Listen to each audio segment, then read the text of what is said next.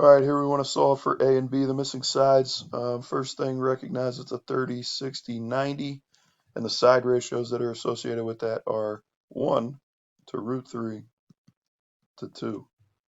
So let's label what we know here. So the side opposite the 30-degree angle is B. So anytime I take the side that's opposite the 30-degree angle and I multiply it by root 3, I get the side that's opposite the 60. And anytime I take the side that's opposite the 30 and I double it, I get the hypotenuse. So take the side that's opposite the 30, double it, and I get the hypotenuse.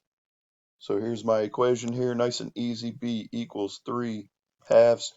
Keep it in fraction form if you can. Otherwise, it's 1.5. So there's one of my answers.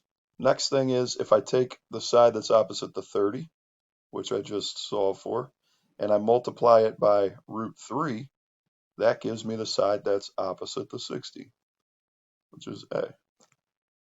So 3 root 3 over 2 equals A. And there's no other way to simplify this any further, so I'm done. I leave it in terms of that simplified radical, and there's my answer.